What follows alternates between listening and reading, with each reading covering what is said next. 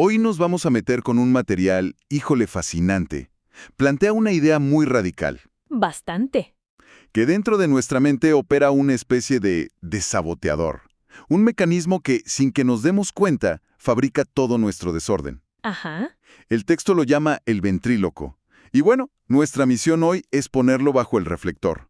Vamos a entrarle con todo a ver qué es, cómo nos engaña y si, como dice el texto, hay forma de apagarlo. Es que la metáfora es muy potente, ¿no? Porque un ventríloco, hace que su voz parezca venir de otro lado. Exacto. Y según este texto, eso es justo lo que pasa en la mente.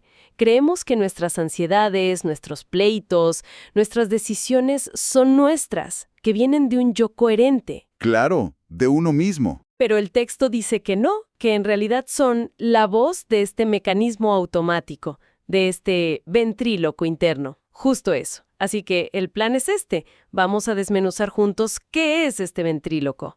Ver de qué está hecho, cómo se esconde a plena vista y por qué todos nuestros intentos de mejorar o arreglarnos, pues casi siempre fracasan. Casi siempre, ¿sí? Y al final vamos a explorar esa única transformación de la que habla, que no es construir un yo mejor, sino ver que el ventríloco es una ilusión. ¿Suena bien? Ok, a ver, arranquemos por el principio. El texto parte de una idea que, de verdad, cuando la piensas, es un poco inquietante. Totalmente. Dice que no vivimos en la realidad de los hechos, vivimos en la historia que nos contamos sobre ellos. Y es justo ahí, en ese espacio, Entre lo que pasa y lo que interpretamos que pasa. ahí mero. Ahí es donde este ventríloco tiene su oficina. ¿De qué está hecho exactamente? ¿Cómo lo describe el texto? El texto es muy gráfico. Lo describe no como una cosa, sino como un manojo de fragmentos en guerra. ¿En guerra? Sí, en guerra perpetua. Cito casi textual. Está compuesto de deseos contradictorios, conclusiones heredadas, heridas recicladas, proyecciones de futuro. Uf. Y miedos antiguos disfrazados de prudencia. Pero lo clave aquí es la idea de fragmentación. No es que la mente esté dividida, sino que el mecanismo se divide a sí mismo para sobrevivir. A ver, frena un poco ahí porque eso suena muy denso. Deseos contradictorios. ¿Te refieres a algo como, no sé, querer estar súper sano, pero al mismo tiempo querer comerte una pizza entera viendo una serie? Exactamente eso. O esa parte de ti que quiera ahorrar para el futuro y la otra que quiera comprarse algo increíble, ahora. Claro. El texto no dice que una sea buena y la otra mala. Simplemente señala que son dos fragmentos tirando en direcciones opuestas. Y ese tironeo, esa tensión constante, ese es el estado natural del ventríloco. Ok. Y lo mismo con las heridas recicladas. Esa vez que te sentiste ignorado en una junta y meses después, en una situación que no tiene nada que ver, reaccionas con una ira desproporcionada. Sí, pasa todo el tiempo. No estás reaccionando al presente, estás reciclando la herida del pasado. Entiendo. Es como tener un comité dentro de la cabeza y todos gritan al mismo tiempo, nadie se pone de acuerdo. Y lo más fuerte es lo que dice después, que este caos no se queda adentro. No, para nada. Hay una frase que me impactó. Todo conflicto externo no es más que la proyección ampliada de esta fragmentación interna. O sea, que las broncas que tenemos con la pareja, en el trabajo, son solo un eco de esa guerra civil que ya traemos. Esa es la tesis central. El mundo de afuera se convierte en la pantalla donde proyectamos el conflicto que ya existe. ¡Qué fuerte! El jefe no es el problema, es el activador de nuestra sensación de insuficiencia. La pareja no es la causa de la ansiedad, es el espejo de nuestro miedo al abandono. Claro. Por eso, intentar arreglar el conflicto de afuera sin ver el mecanismo interno es como intentar limpiar el reflejo en el espejo en lugar de la mancha en tu cara. Ok, entiendo el diagnóstico. Tenemos un caos interno que proyectamos. Ahora, instintivamente, si me doy cuenta de esto, mi primera reacción sería: necesito entenderme. Necesito analizar de dónde viene este problema, porque según el texto, ese impulso es una trampa mortal. Y aquí es donde la cosa se pone de verdad interesante y choca con casi todo lo que nos han enseñado. Sí. La crítica al análisis es uno de los pilares del texto. Argumenta que cuando analizamos un problema, como el miedo o la ira, creamos una división totalmente ficticia. Una división. Sí, la del observador que examina y lo observado que está siendo examinado. Espera, eso es difícil de aceptar. O sea, toda la psicoterapia moderna, desde Freud, se basa en analizar el pasado, en entender nuestros patrones. ¿El texto está diciendo que todo eso es una pérdida de tiempo? ¿O hay un matiz? Es una pregunta clave. El texto no niega la utilidad de entender hechos prácticos del pasado, por ejemplo. Ok. Pero cuando se trata del desorden psicológico, dice que el analizador, esa parte de la mente que se sienta a juzgar, a evaluar, a intentar arreglar, Ajá. está hecho exactamente del mismo material que el desorden que pretende solucionar. Como dice la fuente, es miedo examinando miedo, memoria evaluando memoria. Vaya. El supuesto cirujano está infectado con la misma enfermedad que intenta operar. No está separado de ella. ¡Qué locura! O sea que el método que todos usamos para solucionar los problemas es en realidad el problema disfrazado. Eso es un giro de guión total. Sí, es como pedirle al ladrón que diseñe el sistema de seguridad de la casa. Exacto. Y la consecuencia de esto es brutal.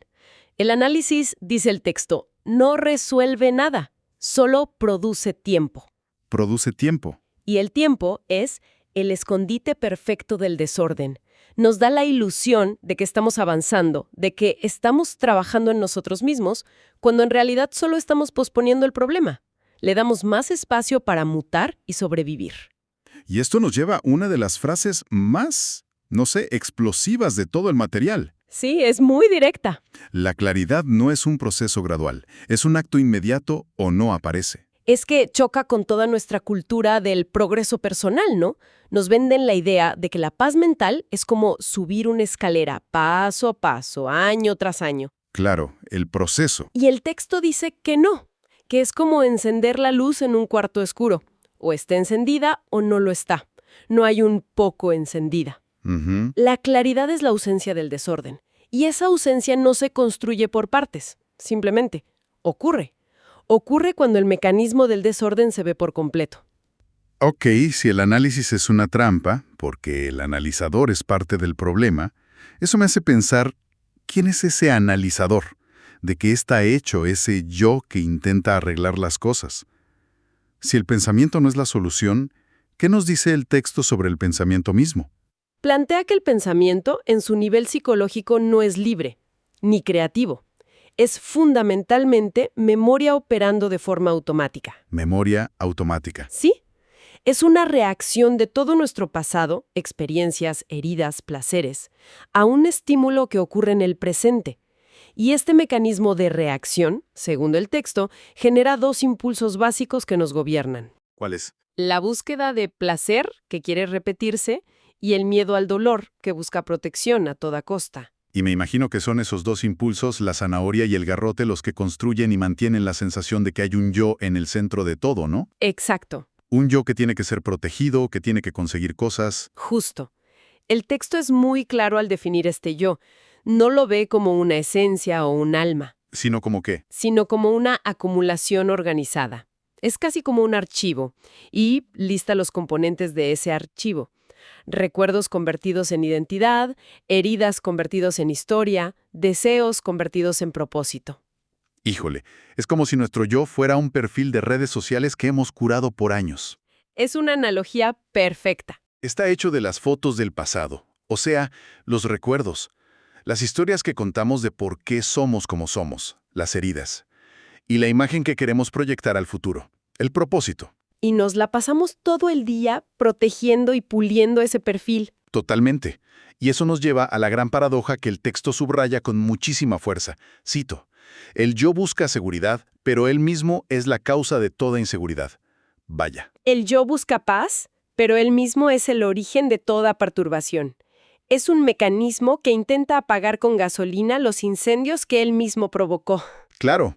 Por eso cualquier esfuerzo del yo por liberarse de sí mismo está condenado al fracaso. Está condenado. Simplemente, como dice el texto, continúa siendo él mismo bajo nuevas máscaras. El yo humilde, el yo espiritual. El yo que ya lo superó todo, pero sigue siendo el mismo mecanismo de acumulación. Vale. El mecanismo es un saboteador.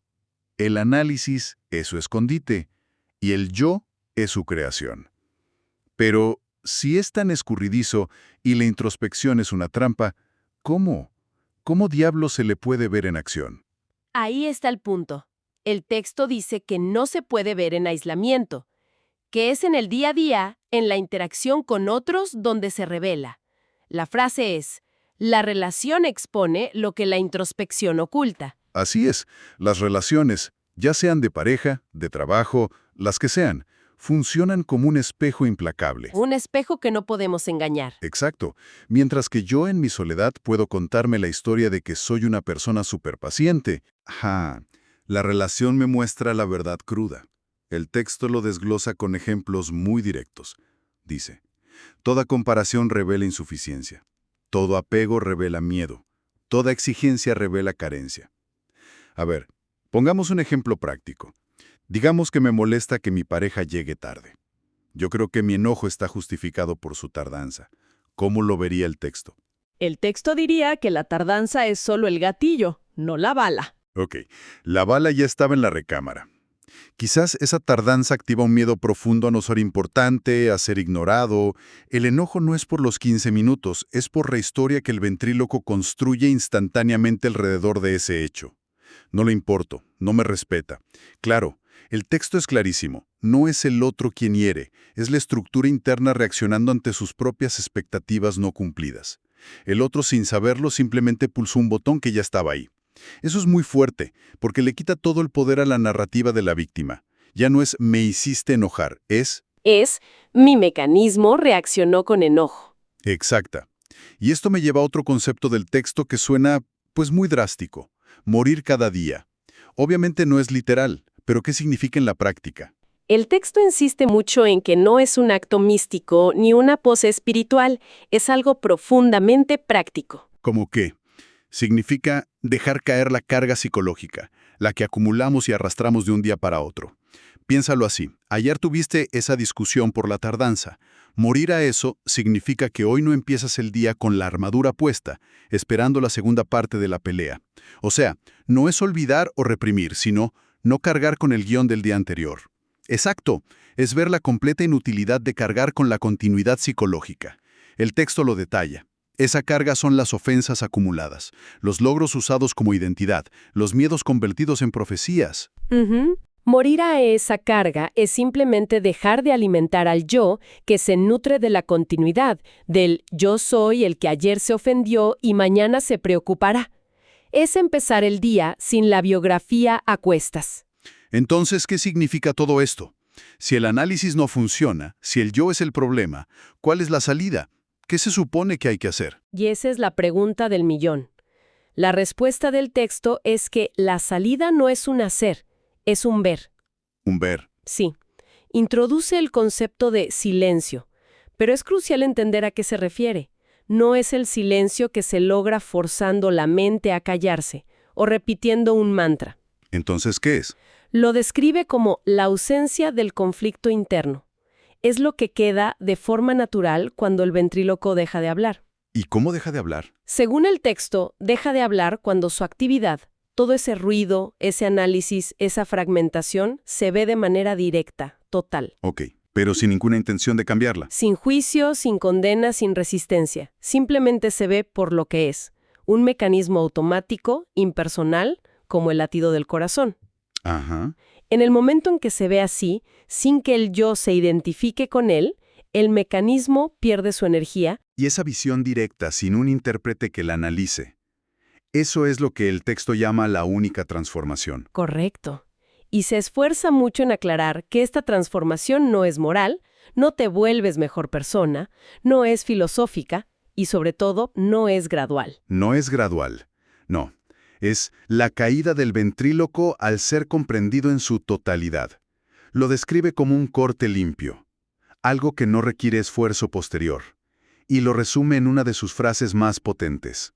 Un solo instante de ver sin intérprete tiene más poder que una vida entera de prácticas. Es increíble. Básicamente le da la vuelta a toda la industria del desarrollo personal que se basa en la práctica, en el esfuerzo, en el tiempo. Totalmente. Aquí la propuesta es que un solo momento de percepción total, sin filtros, lo disuelve todo. Es una afirmación radical. Sugiere que la verdad no es algo que se alcanza al final de un largo camino, sino que está disponible en cualquier instante, en el que la mente está quieta y atenta, sin la interferencia del ventrílocuo. Ok, para ir cerrando, si lo resumimos, la idea central es que esta transformación radical no consiste en reparar a un yo dañado para convertirlo en uno mejor. No.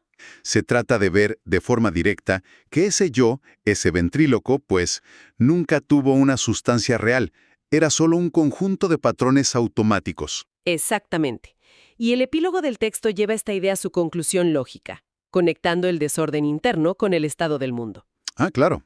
Afirma que el mundo, con sus guerras, sus divisiones, no es algo separado de la mente humana, es su expresión a gran escala. Es el reflejo. Es el reflejo. Y por eso concluye que cambiar el mundo sin entender la raíz del desorden interno es repetir eternamente la misma historia con nuevos decorados. La búsqueda de soluciones externas, políticas, tecnológicas, termina cuando se ve que el origen del conflicto es interno y se disuelve al ser comprendido. ¡Qué fuerte!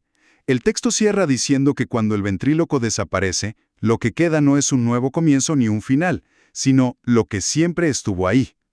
Y eso deja una pregunta flotando, una que me parece que es para llevársela. A ver. Si la claridad no es algo que se construye con esfuerzo, sino algo que se revela cuando el ruido cesa, ¿qué implicaría vivir no en la búsqueda desesperada de respuestas, sino en la observación atenta de las preguntas que el propio ruido genera a cada instante?